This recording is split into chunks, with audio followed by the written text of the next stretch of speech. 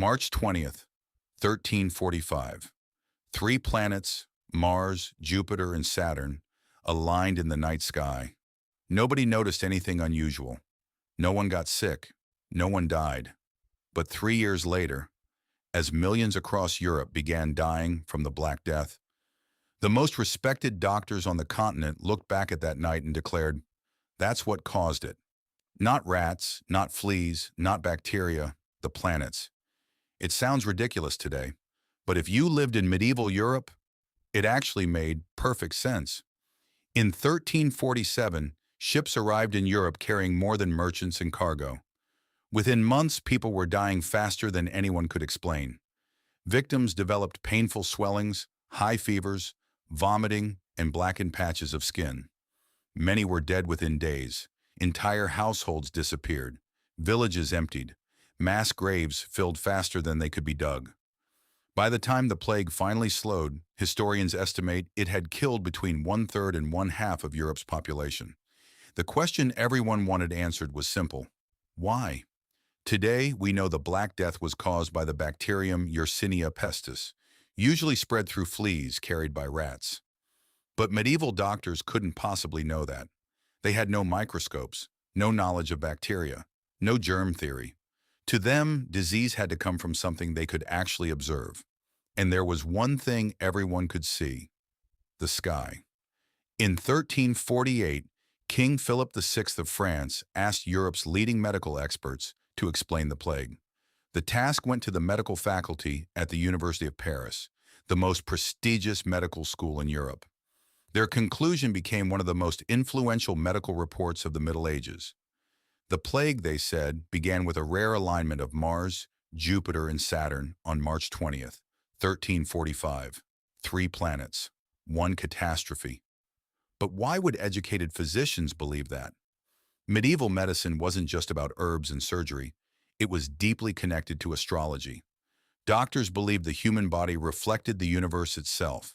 Everything was connected: the heavens, the weather, the elements, the body. Jupiter was thought to be warm and moist. Mars was hot and dry. According to the Paris physicians, Jupiter drew harmful vapors out of the earth. Mars heated those vapors until they poisoned the air. People breathed that corrupted air and became sick. Was it true? No. But within their understanding of nature, it was a completely logical explanation. Today, astrology and medicine seem like opposites. In the Middle Ages, they were partners. Many physicians were trained in both. Medical textbooks included astronomical charts. Doctors consulted planetary positions before diagnosing illness. Some even delayed procedures like bloodletting if the moon was passing through the zodiac sign believed to govern the affected body part. Timing wasn't superstition. It was considered good medicine. What's fascinating is that medieval doctors didn't all blame the same planets. Some argued Jupiter played the biggest role.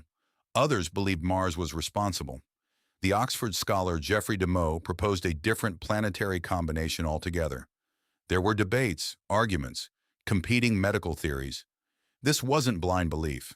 It was medieval science trying to solve an impossible mystery. Imagine thousands of people around you suddenly dying. You can't see bacteria. You don't know germs exist. You have no microscope, but you need an explanation. So you search for patterns: a strange smell, a bad harvest, an eclipse, a planetary alignment. Humans are pattern-seeking creatures. We always have been. The medieval doctors weren't refusing to think. They were thinking with the information they had. Their observations were real.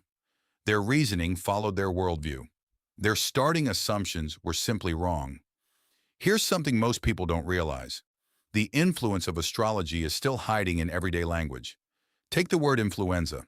It comes from the Italian word influenza, meaning influence. During the Renaissance, many people believed disease outbreaks happened under the influence of the stars. Even the word disaster traces back to the idea of an unfortunate or bad star. For centuries, the heavens weren't just beautiful. They were blamed for human suffering. Everything changed when science began looking somewhere no one had looked before. Not upward, downward, into a drop of water, into blood, into tissue. The invention of the microscope revealed an invisible world. By the 19th century, scientists like Louis Pasteur and Robert Koch proved that microorganisms, not planets, caused infectious disease. Medicine stopped searching the skies and started searching the microscopic world. So, did medieval doctors really think the stars caused the Black Death? Yes, not because they were foolish, not because they ignored evidence, but because they were trying to explain a terrifying disease without knowing bacteria even existed. They built the best explanation they could from the knowledge they had. History isn't just a story of people getting things wrong. It's the story of people getting a little closer to the truth. And that raises an uncomfortable question. Which of our own beliefs will people look back on 500 years from now and wonder how we ever believed them? If you enjoy ancient medicine, forgotten science, and the incredible ways people tried to understand the world, subscribe to Primal Explained, because history is full of mysteries, and we're only just beginning to uncover them.